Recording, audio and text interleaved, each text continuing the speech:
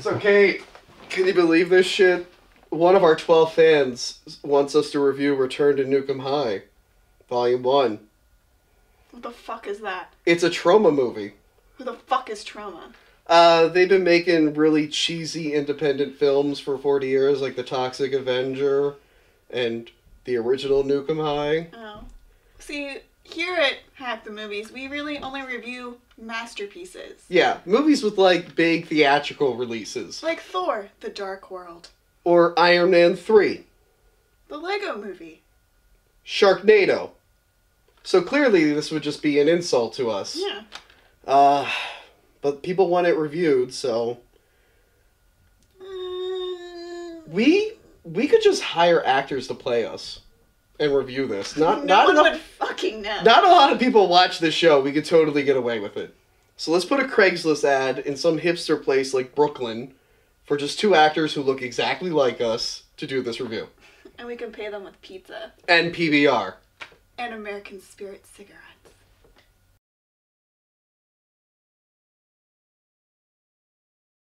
Hi everyone, Tony from Hack the Movies here with... Kate! And we're reviewing Return to Nuke'em High, Volume 1. Oh, by the way, Excelsior! It's a charming new Troma masterpiece from Lloyd Kaufman. Yep, the best movie they've ever made, in my opinion. 40 years. 40 years of Troma is this year, I believe. Oh yeah, 40th anniversary. No shortage of sex and gore in this movie. Yeah. It delivers the goods and then some. Some great themes, LGBT rights, anti-bullying, the food that's messed up. Yeah. Even though we eat it, we totally love it. It's a great movie. Yeah, one of the best reasons that it's so good is the cast. It's probably the best cast Troma's ever had. Yeah, best looking cast. Yeah, I would say. By far. I'll have to start with Carlowitz and Asta Paredes. She pretty much glowing skin. Yeah. Long raven hair. Yeah. It looks a little bit like you, Kate, actually.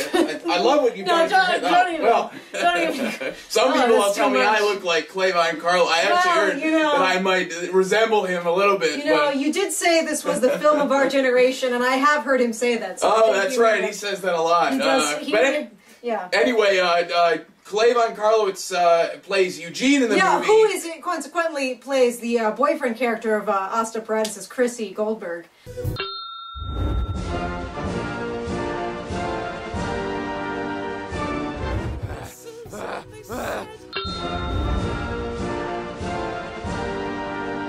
And these two are by far the standout, I swear to God. I don't even remember much about the story, but every time I they were was on the way screen, too distracted by Von Carlowitz's rippling biceps, and like if I paused every time when we saw Paredes's jugs. I wouldn't say jugs. I would say they are appropriately spiced. Well, they're more like grapefruits. I would say grapefruits because jugs nice healthy grapefruit. Grapefruits.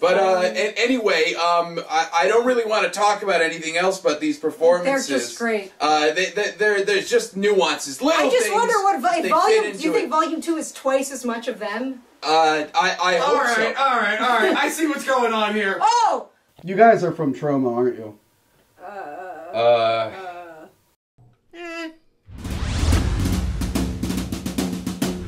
We're back, so this is the real review now. With the stars of the film. What were your guys' names again? Asta Paredes? Clavon Carlowitz? Yes, and we already heard a lot about their characters. Let's talk about the story of this movie here. It's nice to know in a world full of remakes, sequels, reboots, side pulls, there's a movie that's all of those things in one. It's a hybrid. It's its own thing. It's a hybrid. It's a hybrid. It's one of those. This is actually trendy in Hollywood now to make a sequel or a prequel, but have it just be the same movie again. Yeah, but then like bring back similar names. Yeah. And I'm trying hint to at old things. I'm thinking this is by far, before I start, this is the best example of that. Yeah. Terrible examples would be the Thing prequel. Oh my God, that was so awful. Which was starting to work as a prequel. I'm like, all right, they're making it, and then it just totally It just started remaking the movie. I know, but then they went to the spaceship, but they didn't blow the spaceship up. And I'm like, but that's what happened in the first movie. Why is it fun? The last thing you want to do is remind people of the better version of the movie. Yeah. Because then what the hell's the point? I'm trying to think of another one. Like the Friday 13th remake, that might as well have just been another Jason sequel. Oh, that was shit. I mean, they're all shitty, though, so it fit right in. It's like you gotta do a compromise. Like T2 still refers to the first one, but then improves upon it, and then brings this, but like refers to the first one in a good way. Like, you know, you'll learn more with Volume 2, but like we like to refer to the original Class of Nuke'em High more than... But this is, Or Evil Dead 2, Dead by Dawn. Pretty much, yeah. Another example of a movie that is sort of a remake, and then it builds upon... It's a little bit of everything. Yeah. What I like about this is it kind of reminded me of the Peter Jackson King Kong. Bear with me. I enjoyed that movie just so... Oh, so do I. It's one of my favorites. But where it just told the same story, but just expanded it by like... In the original... Visual. Only we cut our movie in half so that we can force people to see You realize people have shit to do with their day. Yes. One of the things I liked about this was that you actually got to see the Cretans transform this time. Yeah. But in the original... Well, first off, I don't think anyone watching my show knows what Troma is. Troma is an independent company that's been around for like 40 years. They make like mostly cheesy like B-movie horror films. Toxic Avenger is one of them. And Class of Nuke'em High was one of their best, one of my favorites. It's probably, they didn't make Surf Nazis Must Die, but they released it. That's probably my favorite, then Toxic, and then Nuke'em High. And this is the new version of that, the remake kind of sequel with modernized, which is the best thing you should do for remake or whatever. Anyway, point I was trying to make. In the original, the Cretans were like the mutated kids in the school. They were already Cretans. This one, you get to see the evolution of that. Yeah, we were just at the screening for the original Class of Nuke'em High in Brooklyn. And I hang out with movie stars. Yeah, no, I remember thinking this would have been better if we had seen their transformation because they're only referred to in the movie as having been the nerds in the school. Yeah. Or even like a picture or something, like a picture of them on like the wall. Like, what were they? They were the Honor Society. The original. But I actually think that it's kind of interesting because. Pause for the phone. Not to give anything away, and I don't think it will give anything away, just some minor things, is that the way that Class of Nuke'em High works next to ours is it picks up part of the action. So, like, their movie was able to be the same length as ours because they already skipped the love story. Good point. That's a good point. They already skipped the Cretans transforming, whereas Volume 1, we are giving the exposition, which isn't in Class of Nuke'em High. It could almost, if it was the same characters from the original movie, this could almost be a prequel. Exactly. But like that's what I loved about this, and it was important to me to do was show two characters actually fall in love. Before... Which connects you a little more to the story instead of, Before it was just two characters in love who just are afraid Need to get laid. Need to get laid. I'm going to this party tonight. And I should go. Let you get ready. Oh, rich girl. Do you want to go?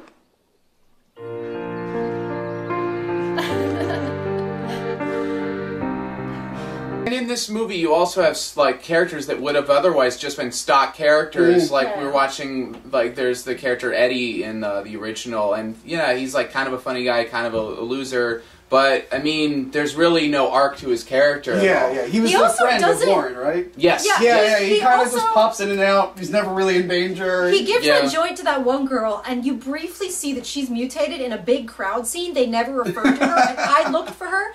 And then he's the one that got the survival crackers that were tainted in the basement, and he didn't mutate. Like, it just doesn't make any fucking sense. What if he was the mastermind behind it all? Oh wait, did I just spoil Volume 2? Oh god! That's it!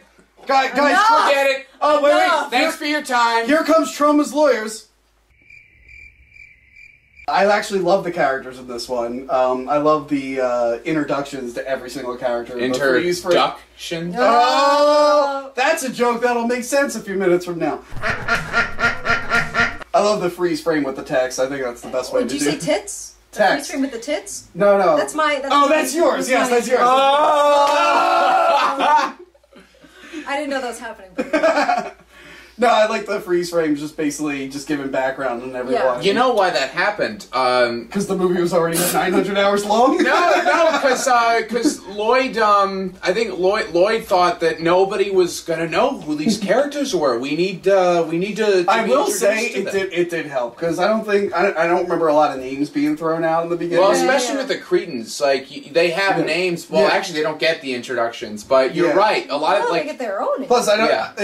This movie, because I mean, this is a Troma movie. It has a tendency to be all over the place. Yeah. I wasn't really sure who the main character was at this point, so it was just like, you know what? Just tell me all their names and everything about them. Yeah. I'll pick which one I want to follow. Yeah. Black Guy was the best.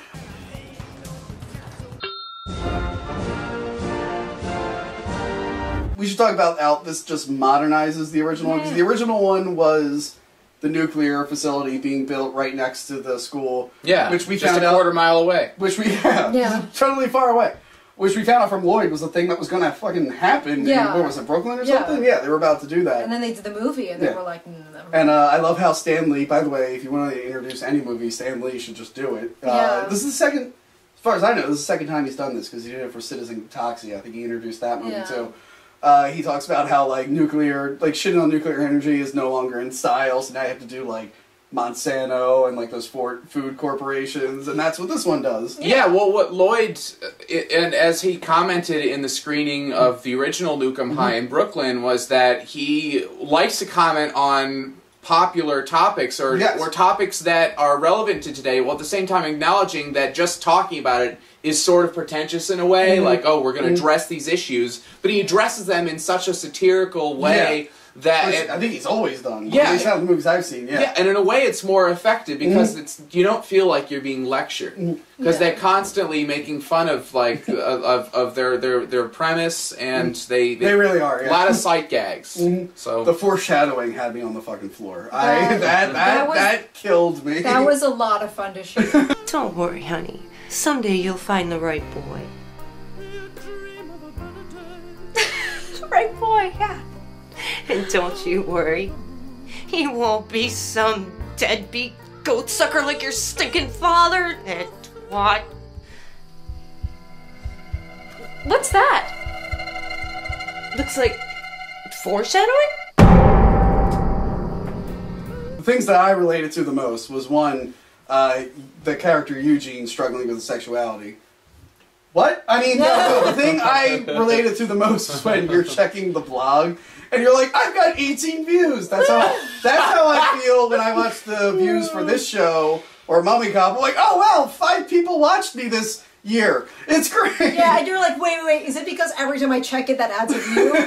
Or is it just my mom? Well, no, you find out in the movie that it's the principal who watched checked in 18 times. And a funny thing you mentioned about the blog is I actually made the blog. So, yes. Pollution Nerds is a real blog. This is a true story. This really happened. But how did you start? I did it as an acting exercise, as a private Tumblr, and then Lloyd said that I should put it as an Easter egg and share it, so I did, and then I met Clay, and I was like, our characters are dating, so maybe you want to do something with that, and then we ended up shooting a bunch of random things, and then I get people from around the world think it's an actual teenager who write me things, and this one guy writes me stuff, and his alter ego is Wesley, ironically enough. And he writes me things like, oh, I noticed there's slime in the water fountain. Like, referencing, like, the original class of Nuke'em High, and it's This is happening all over the world, people. I haven't checked my Pollution Nerds email in a while. You should. Oh my god. It's lettucelover69@gmail.com. I just have this fear you're going to sign in that we're like, Chrissy, we're going to bomb this place. You're totally in, right? Yeah. And it's going to like show up on the news and like, oh, I could have stopped that. That's what we were trying to do with it. We were trying to like start this sort of like underground movement, and which this movie is setting up really well. I like how all the characters are pretty much in on it, or at least that's how it felt in this movie. Like you guys were, we got to stop this. Where the original movie, they're like, I don't know, that nuclear thing is a little. Let's go party. Let's just get laid. Yeah. Oh, isn't it strange that these people are being wheeled out in stretchers? I'm gonna get laid tonight, man. I know we're kind of all over the place, but that's because technically the movie isn't done yet. This is only volume 1. Yeah. What I wanted to say, the humor in this movie, I felt like, especially with this one, I felt it was more closer to the second film in terms of being self-aware and breaking the fourth wall a lot. Fucking Toxic Avenger just shows up in one scene. And the thing that it really showed that was the duck really reminds me of the squirrel from Nuke'em High too. Yeah. Let's talk about the duck. Let's talk about Kevin. Well, Kevin.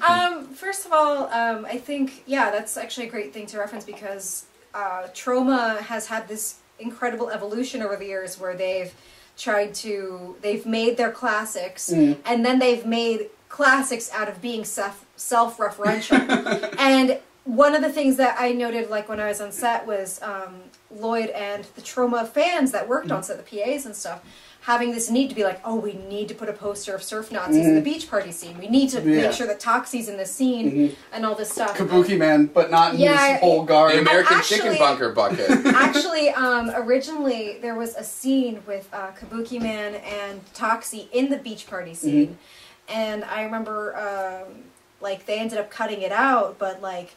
They just always want to reference themselves. Yeah. And for the duck, actually, what was interesting about this was Michael Hers did not want the duck in the movie. So he said, if you can get money for it separate from Troma, then we'll do it. So then Lloyd did a Kickstarter for the first time. Just for the duck? Just for the duck.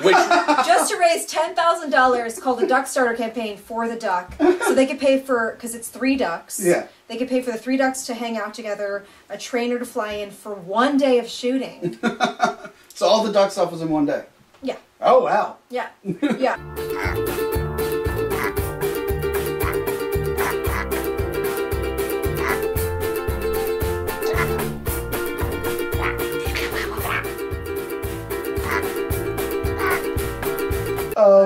But yeah, I do like the duck. Like I said, I feel like it's going to be like the squirrel, but now that I'm thinking might turn out to be more like the mutant from the original Nuke'em High, but I don't know. I haven't. Well, there's more than one monster in Volume 2. Oh, okay. Now that makes sense. So that can probably stay. I mean, I don't know what's going to happen to the duck. And also the poster, which is backwards right now. It shows 2 monsters. So you'll, I mean, and you also have to, you know, the cool thing too is that Travis Campbell and Lloyd and Derek Jessler and KZ Clabb, who worked on the script, and all of us actually like pretty much wrote our own lines through improvisation. That's pretty good. Yeah.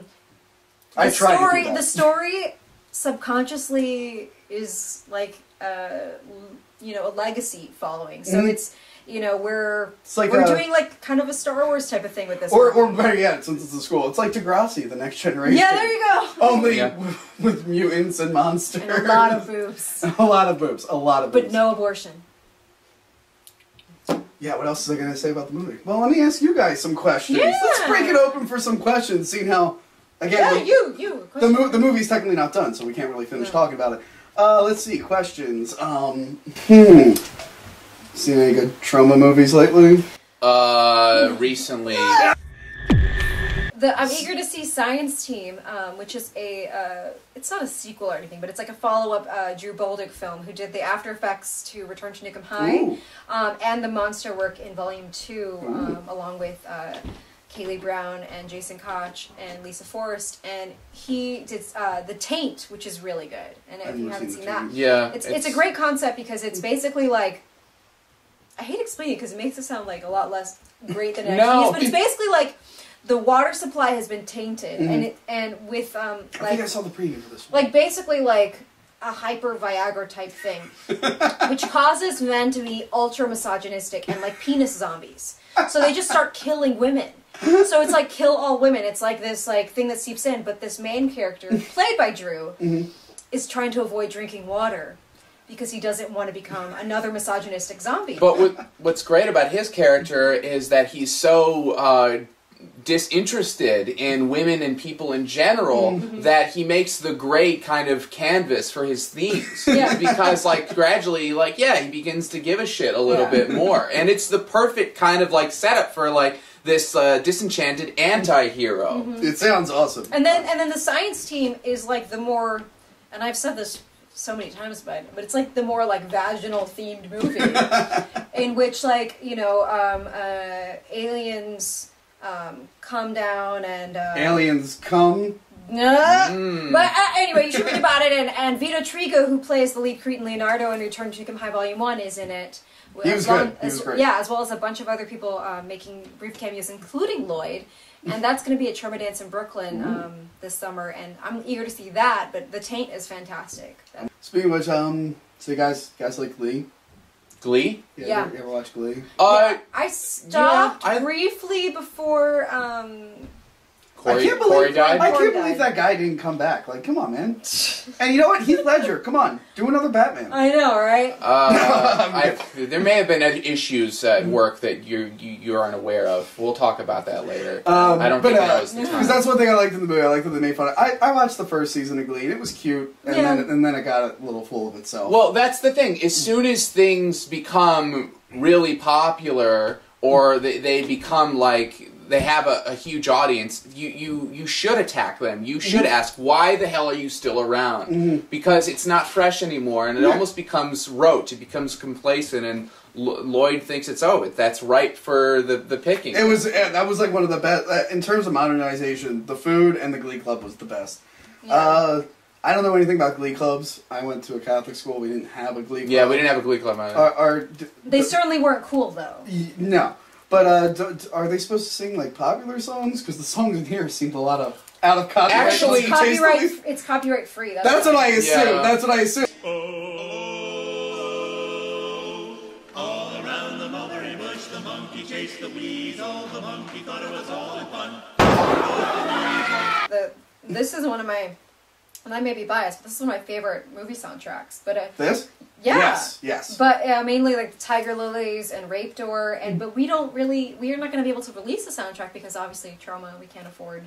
But I mean, we put a playlist of like what is in the movie, and it's on the credits, but it really is a great kooky soundtrack. Speaking of which, I'm glad they kept the original Nuke'em High theme in there. Yeah. Oh, that's the best, and it's the most addicting song. I'll agree with one of the critics out there who said that perhaps they could have used it even more. Oh yeah. What's going on? Nuke'em High. What's going on? Yeah. It's like the main theme to Star Wars or Indiana Jones. Like, yeah. That's right, heroic moment. If you could be any flavor of ice cream, what kind would it be, and would the Toxic Avenger eat it? I don't know. I've always been a Core. Have you seen those Ben and Jerry's? The movie with Hilary Swank? No. I'm leaving. The Ben and Jerry's just came out with a line of Core ice creams that have like they have one that's like I haven't had it. I think it's called Hazed and Confused or something. It's like a hazelnut. Like a Nutella core with like I don't know what else, but that's a Nutella core. I actually am partial to this Earl Grey ice cream that was available at an ice cream John Picard would like. That's right. Yeah, I bet he would. It's available at this organic market. Is there something crawling up there? You should have this place sprayed. Oh god, it's a fly or something. Nothing scary. Anyway, it's available at this organic market in Brooklyn called Brooklyn Natural, and the same complex of buildings that holds this market was where they filmed The Resident, starring Hilary Swank. Oh my god. Oh my god.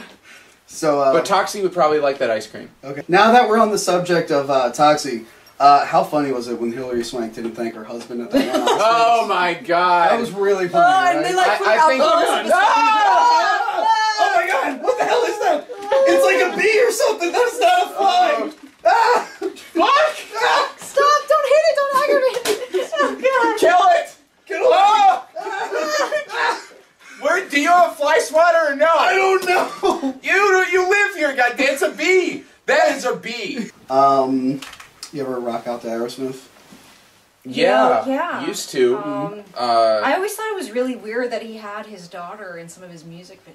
Yeah, like she was in Crazy, right? Yeah, and she's like dancing. And then I Don't Want to Miss a Thing technically by default because it was in the movie. Yeah, that one's a little bit more forgivable, but that was a little that's weird. Kind of weird. Wasn't Alicia Silverstone in Crazy? She was in a few of them. And speaking of Alicia Silverstone, do you ever just like wake up some days and just feel clueless?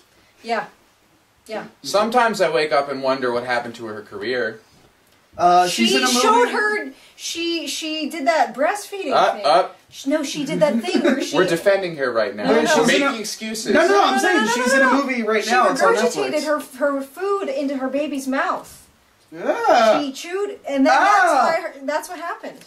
No, but then she did another show, but I forgot what it was. But she's in a movie. I kept thinking about that mismatch from 10 years ago? Do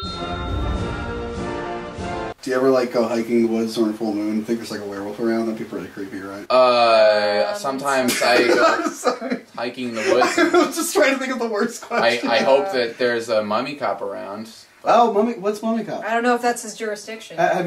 Is this Mummy Cop? Is this something you guys have it's just this hipster thing that we know about. Really? If you Google Mummy Cop, guys, this sounds really similar to a movie called Wolf Cop. Are these guys trying to, it's kind of a chicken egg thing. Not really sure which. Okay. But Wolf Cop seems to have a bigger budget, so I'm going to have to side with chicken him. And eggs. Yeah. I hate those like low budget indie things.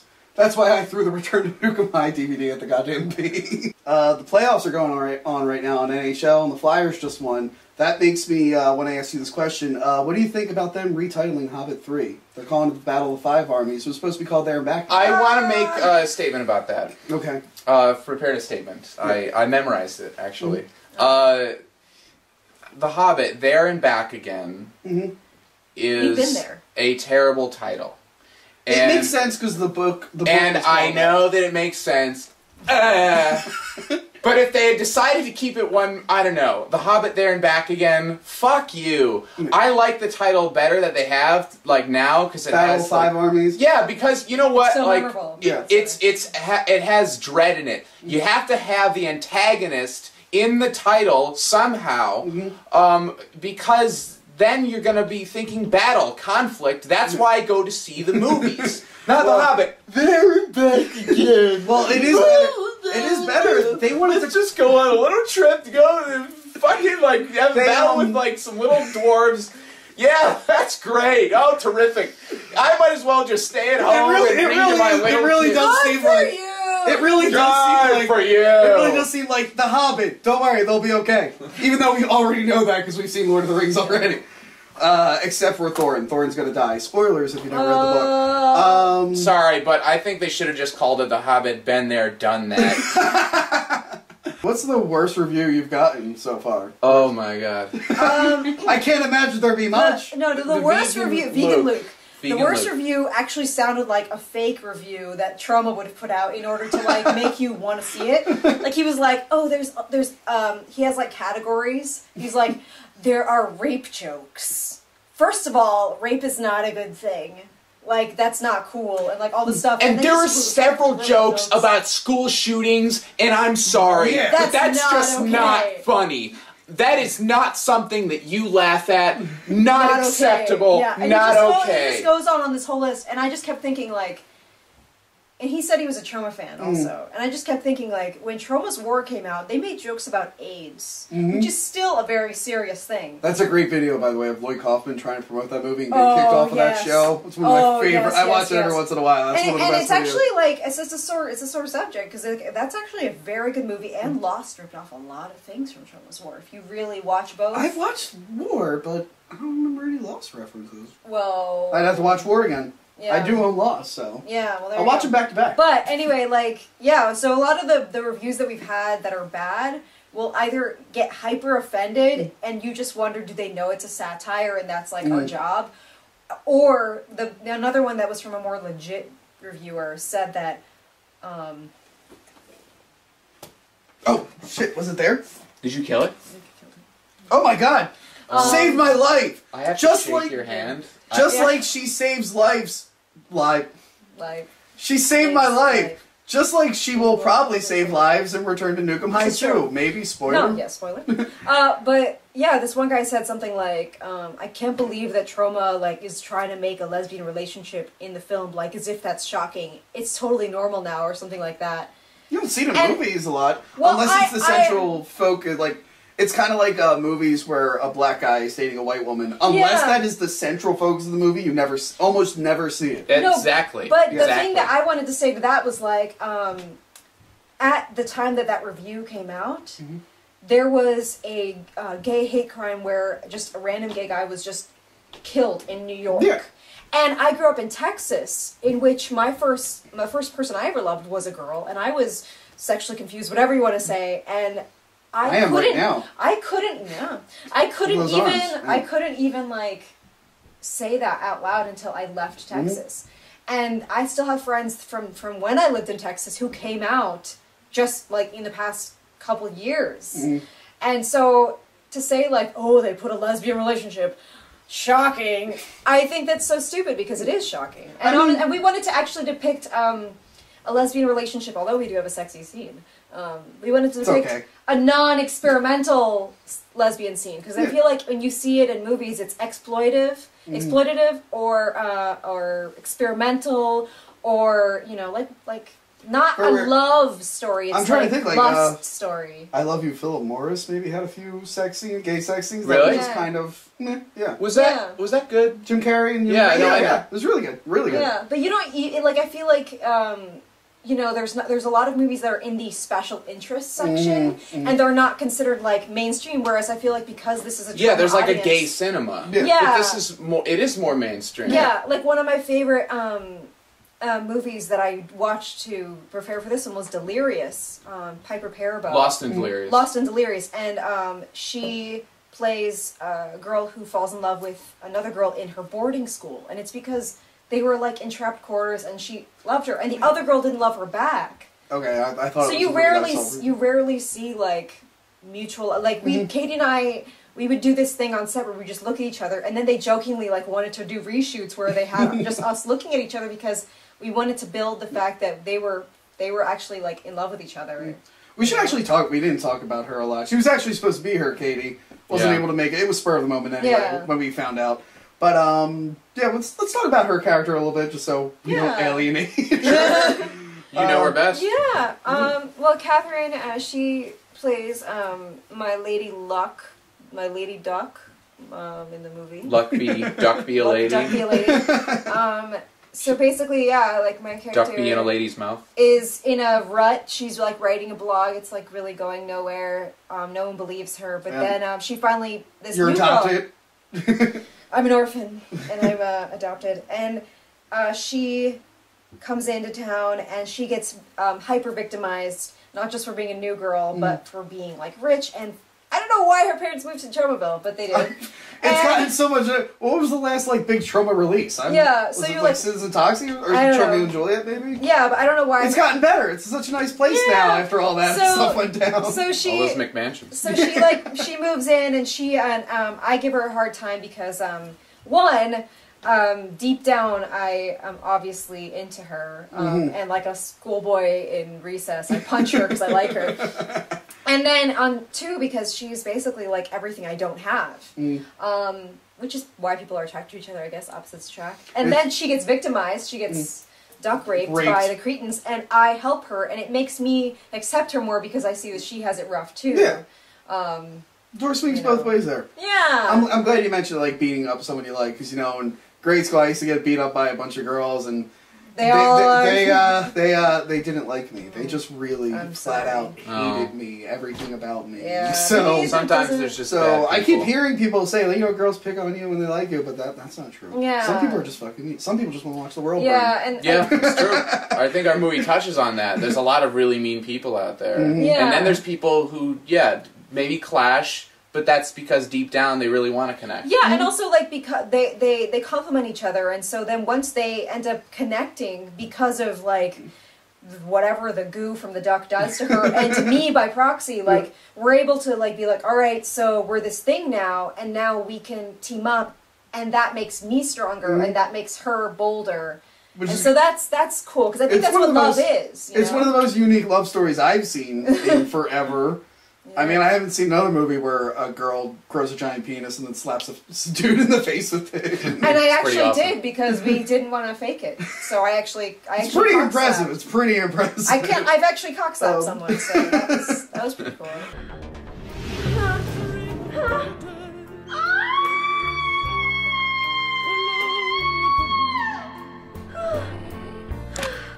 And Ron Jeremy was on set when we were shooting that. Oh god! And he just every time when you were shooting the cock, or I don't know why I would have never done that. But whenever we were on set, every time that the camera was off, he would just mumble things to me like, "That's what mine looks like when it's folded in half." The movie is really, really long.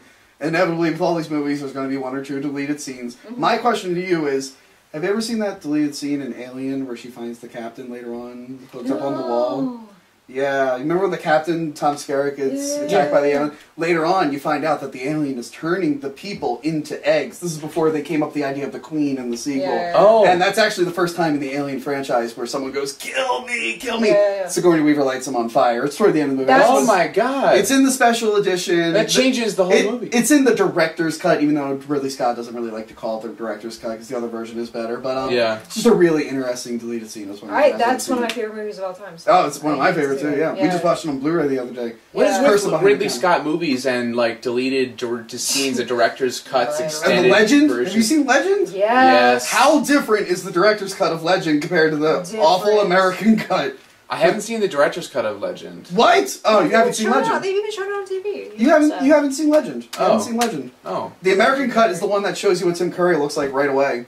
They put him in that weird glow-in-the-dark stuff, but Legend's one of my favorites. Yeah, that's a good one. So yeah, that was a good talk about deleted scenes. Yeah, very good. Very good. We can go on.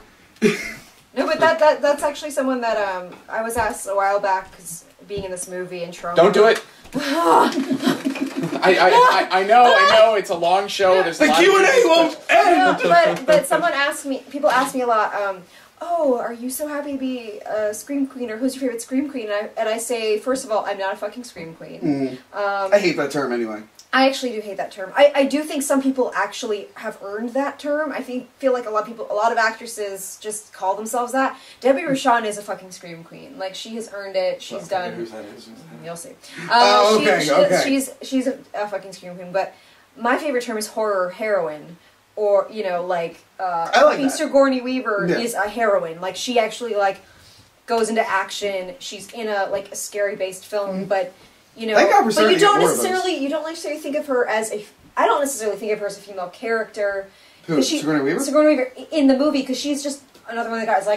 She doesn't get hit on constantly. You know what I mean? Well, the third one, she. But in the second one, they still embrace the maternal instinct to her. But what you're saying is she's not a victim. She is proactive. I don't really. Yeah, Scream Queen is sort of a misogynistic term. Yeah, but then again, slashers and horror films have often been. I love the women who started that, who Jamie Lee Curtis, originated that. Who's known as a one-time Scream Queen. She was in a bunch of horror films, but I don't think anything ever lived up to that. Halloween 2, she barely talks. She was in a series of slashers back to back, Fog, Terror Train. Yeah, but that's something that they say a lot about Troma actors, but I think and even Catherine, even though she's victimized, and actually both of us get victimized at some point in both films, we're both the protagonists, we're the heroes, we're here to save the day, we're by no means,